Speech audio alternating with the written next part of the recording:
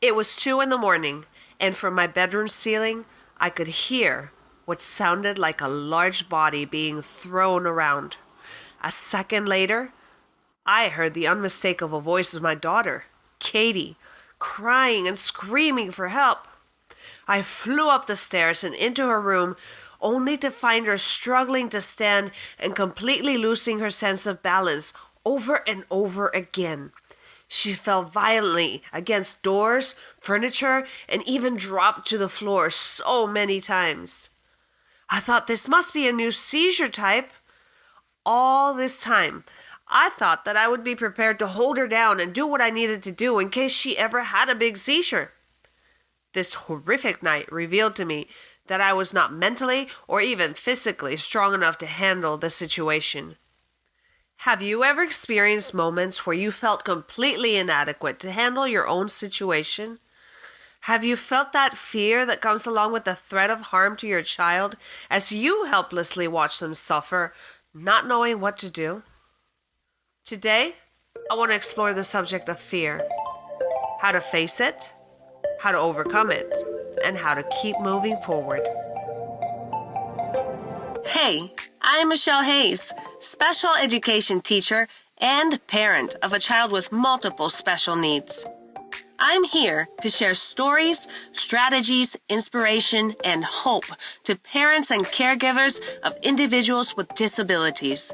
Because when life requires us not to be normal, it becomes our opportunity to turn into something extraordinary. Welcome to the journey.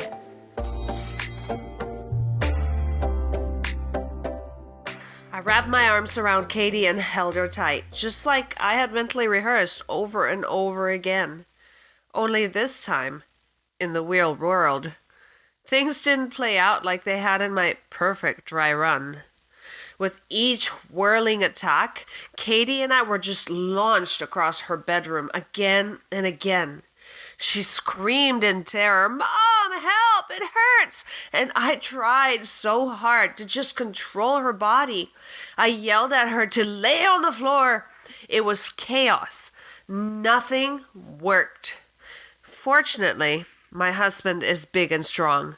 He ran up to see what was happening, and he quickly sprung to action, taking Katie down to the bed and holding her steady for what seemed like an eternity. My head was just racing, and I couldn't wrap my mind around the situation or even what to do. That night, Katie rode an ambulance to the hospital, and she was diagnosed with a case of status epilepticus. It's a type of ongoing seizure that really doesn't stop. Katie's seizure went on for 6 hours. Katie had been relatively seizure-free. Aside from the frequent absence seizures, which were like little seizures which she would blink, look absent, and come right back, she hadn't had to face epilepsy. We hadn't had to face this monster for a long, long time. These kind of absence seizures did not even interfere with her life. She would just zone out and come right back. But now, that scary monster was back, and it was uglier and stronger than ever. I felt unprepared, uncertain, and incredibly threatened. I was terrified. Now, fear can manifest itself in a lot of ways, but the more common reactions are 3. They're called flight, which is where you run away from the situation, fight, which is where you run and face the situation, or freeze. I'm not sure where you fit into these categories and how you react, but me, I'm a freezer, and I'm glad they added this category because it used to be fight or flight, and I never fit in. I'm the one that just freezes and does not react. Now, the things that give us fear are really not knowing the situation. Things that are unknown are scary. Like, think about your special needs child and instances like when you turn on a blender or a vacuum cleaner and it creates this really loud sound and they are horrified. They don't understand what's happening and they have this fearful reaction. They don't understand. It's unknown. So it makes them react in fear. Another thing that can give you fear is losing control, just not having a grip on things, not being in charge. Another thing that can give you fear is pending danger. When danger is coming, you feel fear. And also, the threat of harm can make you feel fearful, which in this situation for me, the threat of harm with Katie's seizures were provoking me to feel entirely terrorized. Now, don't get me wrong. Fear can actually be a healthy thing. It is a good instinct. It was put in us because it is helpful. Recording this podcast episode feels a little strange for me because honestly, fear is one of those hurdles that I really struggle with. Like, I am constantly having to face it and work through it. It is not something that I feel like I have mastered. But I'm going to tell you what, I am trying to learn balance. Because that wobbly state of imbalance can make fear control you. I remember being in theater classes because I studied drama, and I remember the teachers explaining that adrenaline rush you feel on the stage and how you could use that adrenaline rush to propel you forward, to use that energy burst to make you give the best performance. Now, I'm not saying that we are faking it. That's not at all what I'm trying to say. But what I am saying is that fear does come with its set of attributes, like that energy and that adrenaline burst that you can absolutely use and control. It's like a wild horse that you can learn to tame. When you have fear, you want to try to control your outcome. But here's what you and I need to come to grips with. We cannot always control our outcomes. Fear will make you end up serving that thing you fear. For instance, if I'm afraid of Katie's seizures, I will be perpetually monitoring her and just catering every single moment and just orchestrating everything around that fear of that oncoming seizure. So in the end, I am entirely a servant of the fear of this seizure. I am working for the seizure. I am doing things in case of the seizure. I am learning things about the seizure. Everything I do becomes an obsession because of my fear of seizures. And I end up serving the thing that I fear. Now, while you cannot control most of the outcomes, there are some things that you can control. Let me tell you what they are. First, you can control your mental process. You gotta accept your degree of preparation. And you got to trust yourself that when that moment comes and when the need arises, you will know exactly what to do. Do not overthink it. Just trust yourself that you are prepared enough to handle the situation and react. Don't overthink.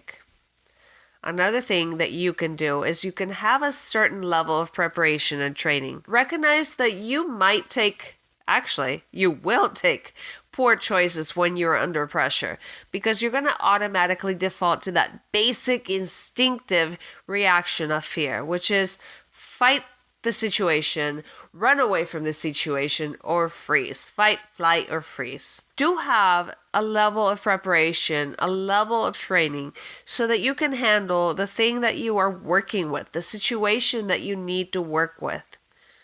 But be careful. Don't obsess with preparing. When you feel like you're being too forceful, when you feel like you're starting to create damage with your preparation, you've got to stop. For example, say you're trying to screw something into a wall and you feel that screw run up against something and it does not go any deeper, but you want to keep pushing that screw into the wall. And you keep drilling that screw. What's going to happen is it's going to create enough force that screw is not going to move and you're going to end up damaging the screw, rendering that screw useless. Okay, that's very similar to obsessing and over-preparing for a situation. Remember, most of the things that you fear don't actually happen. So try not to get too detailed and specific in preparing for a thing that you are fearing. Because the truth is, you could prepare for 10 years for a situation, and you might be a master at handling that issue that you have learned to handle, but suddenly a totally different situation lands on your lap, and you discover that you prepared for the wrong thing entirely. Now, this happens a lot in our realm, doesn't it? You've got to be comfortable with enough. Now, what is enough? Is preparing for the concern that you have taking you longer than actually living your life? So, are you spending more time planning, preparing, getting things put into place than actually living life? That's when it's too much. You've got to back away. You've got to recognize you cannot control the circumstances that you end up facing. There is one thing you can control, though, and that is your mindset. Just keep in mind, most of the things that we fear and most of the things that we plan for actually don't happen. And here's one more thing I want to tell you. Beware of Google. It is a great tool for researching and finding out information, but it's also a great tool for becoming a cripple to your own fear. You've got to find a balance between staying informed and over speculating. Having courage does not mean that there is an absence of fear. Remember, when fear is balanced and within proportion, it serves a great purpose and it keeps you safe. But that does not mean that you're not going to experience the feelings of fear when you have to face a situation. You can still be courageous. You can still be brave. But you have to walk through it. One of the phrases I tell myself over and over again is, do it afraid. That just means that you're going to feel fear, and you still got to do it, and you just got to face what you're facing and do it afraid, but do it. Just have courage. Courage does not mean not being afraid. Courage means you are facing a situation, you are facing adversity, and you are pushing through. I want to warn you to watch your mouth around your kids and around yourself too, because there is so much power in self-talk. The more you say something, the more you start to believe it. And the more you start to believe it, the more you start to act like it. And remember, the people around you are listening too. There's a lot of credit to you, and people put a lot of validation on you. So watch what you say. Be careful of letting doctors and therapists and teachers, like me, dictate the way you see your situation. I'm not going to lie. I've had a couple of parents face off with me and tell me that they disagree with my diagnosis, with my interpretation of their child's outcome in my classroom.